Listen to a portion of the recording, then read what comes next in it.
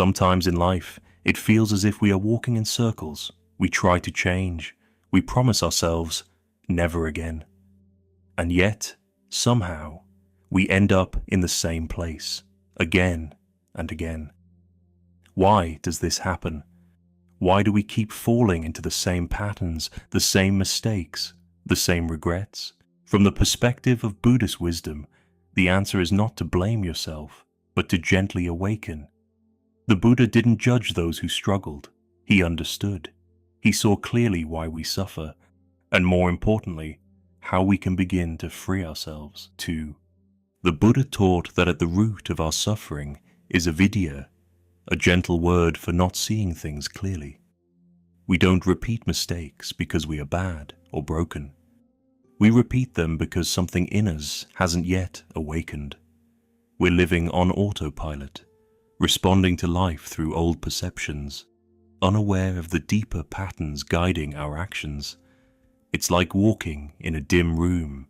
You keep bumping into the same table, again and again, until one day you decide to turn on the light. This light is awareness. When we live without mindfulness, our mind is easily swept away by habits, emotions, or fears. But with mindfulness, we start to notice the roots of our actions. Why did I say that? Why did I go back to that situation? What am I truly seeking? That moment of questioning is powerful. It is the first glimpse of clarity. As the Buddha said, whatever one frequently thinks and ponders upon, that will become the inclination of the mind.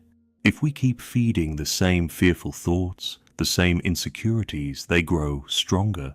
But if we start nurturing wisdom, even with the smallest insights, our mind begins to shift. We begin to see more clearly and respond with awareness instead of reaction.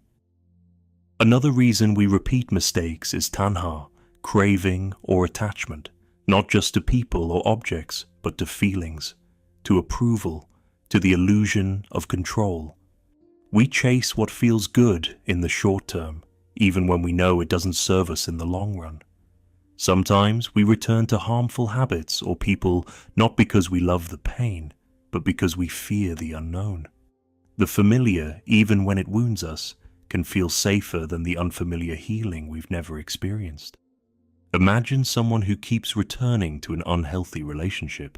It's not because they don't know better, it's because they're attached to a version of love they once hoped for. This is the trap of craving. It clouds our judgment and binds us to suffering.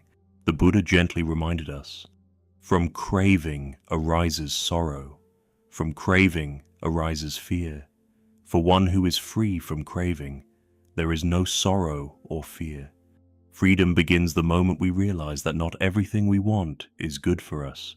When we stop feeding the craving, even just a little, we create space for clarity, for healing, and for peace. The third reason is subtler, but very powerful: habit energy. Deep patterns formed by past thoughts, words, and actions. This is what Buddhism refers to when speaking of karma, not punishment but the momentum of our choices. Each time we react the same way, anger, avoidance, self-blame, we strengthen a groove in the mind. And when we're tired, stressed, or unaware, the mind takes the path of least resistance. That's why we often say, I didn't even think, I just did it again. It's not failure, it's just habit energy taking over. But karma is not fate. It is flexible. It responds to awareness, to intention, to even the smallest effort to change. The Buddha said, drop by drop, the water pot is filled. Likewise, the wise one, gathering little by little, fills themselves with good. Even a single breath taken mindfully, even one kind word or small pause before reacting, that matters. Every drop adds up.